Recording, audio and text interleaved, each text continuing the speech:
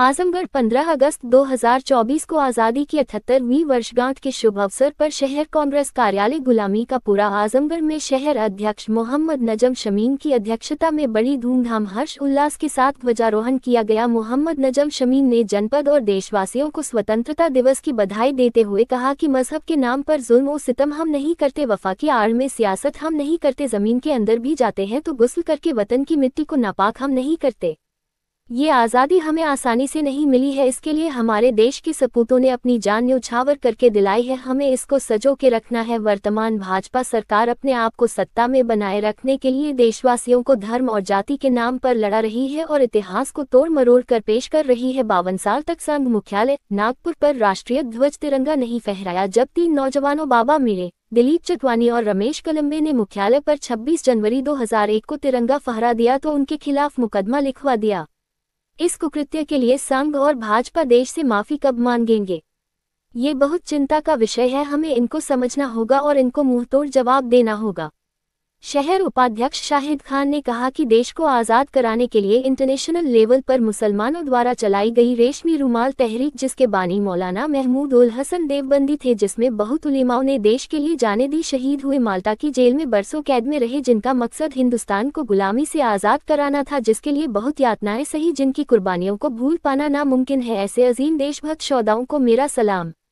शहर महासचिव रियाजुल हसन ने कहा कि हमारा देश गुलदस्ता है जिसमें तमाम धर्मों के लोग, जातियों के लोग समाहित हैं। इस गुलदस्ते को हमें हमारे देश के स्वतंत्रता सेनानियों ने दिया है, जिसे हमें फिरका परस्त ताकतों से महफूज रखते हुए सजाए रखना है। जिस तरह से भाजपाई और संघी हर घर तिरंगा और तिरंगा रैली निकाल रहे हैं, वो तिरंगे के प्रोटोकॉल को धूमिल कर रहे हैं। तिरंगे का एक सम्मान है और उसको बचाना होगा, ये कुछ भी कर ले देश की जनता इन्हें आज भी अंग्रेजों का समर्थक और तिरंगे का विरोधी ही जानती है। शहर अल्पसंख्यक विभाग के चेयरमैन मिर्जा बरकतुल्लाह बेग ने कहा कि देश की आज़ादी में मुसलमानों का बहुत बड़ा योगदान है, जिसमें मौलानाओं ने बहुत बड़ी कुर्बानी दी है। आज देश में सरकार द्वारा और उनके समर्थकों द्वारा जो हालात बनाए जा रहे हैं वह चिंता का विषय है। कोई भी देश उसे देश की जनता पर निर्भर करता है और तरक्की एक साथ एकजुट रहने में होती है। देश को बढ़ रही सांप्रदायिकता से निपटना होगा और स्वतंत्रता का मूल मंत्र भी यही है। सभा का कुशल संचालन शहर महासचिव गोविंद शर्मा ने किया। अन्य वक्ताओं ने देश की आज़ादी में अपना बलिदान देने वाले महापुरुषों को स्वतंत्रता दिवस के अवसर पर श्रद्धा सुमन अर्पित करते हुए इनके बारे में अपने वक्तव्य दिए।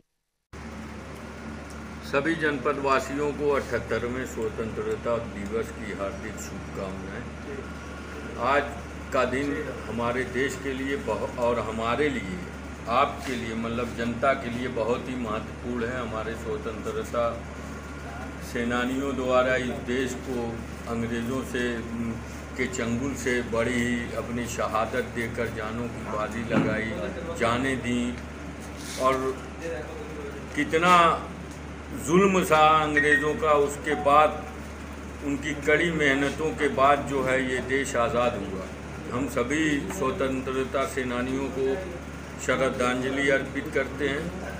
और आज जो देश में सत्तारूढ़ दल है, जिस तरह से स्वतंत्रता दिवस से पहले ही जिस तरह से हर जहाँ तिरंगा फहरवा रहे हैं, दे रहे हैं, तिरंगा का, राष्ट्रीय ध्वज का एक प्रोटोकॉल होता है और उस प्रोटोकॉल में ही राष्ट्रीय ध्वज अच्छा लगता है। राष्ट्रीय ध्वज के दरअसल आरएसएस भाजपा के लोग या इनके अनुयायी जो हैं, ये लोग कभी जो है तिरंगे को अपना ही नहीं दिल से, तो ये किसी न किसी बहाने तिरंगे को का कद कम करने के लिए, तिरंगे का अहमियत को कम करने के लिए जो है इस तरह के प्रोग्राम कर रहे हैं।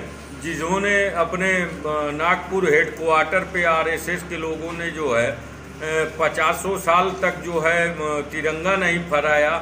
तिरंगा जब राष्ट्रीय ध्वज जब बनाया जा रहा था, जब उसको राष्ट्रीय ध्वज का वो दिया जा रहा था, इस तिरंगे को प्रामाणिकता दी जा रही थी, तो यही संघ के लोग जो है इसका विरोध करते थे। और ये लोग आज जिस तरह से तिरंगे को लेकर ये ढोंग रच रहे हैं कि समाज के लोग या देश की जनता ये जाने कि हम तिरंगे से बहुत मोहब्बत कर रहे हैं। देश की जनता भूली नहीं है कि आज़ादी में इन लोगों ने जो है स्वतंत्रता सेनानियों की मुखबिरी की थी, उनके खिलाफ गवाही दी थी, उनको फांसी पे चढ़वाया था, माफ़ी तक मांगी थी। इन लोगों का एक नाखून भी नहीं कटा ऊपर वाला स्वतंत्रता संग्राम में। तो ये किस मुंह से जो है अपने आप को बहुत बड़ा देशभक्त बताते। पहले इनको देश की जनता से माफ़ी मांगना चाहिए। और मैं फिर जो है देश के स्वाधीनता संग्राम में जो है शहीद जो स्वतंत्रता सेनानी हुए उनको श्रद्धांजलि देते हुए सभी देशवासियों, जनपद वासियों को स्वतंत्रता दिवस की शुभकामनाएं देता हूं, बधाई देता हूं।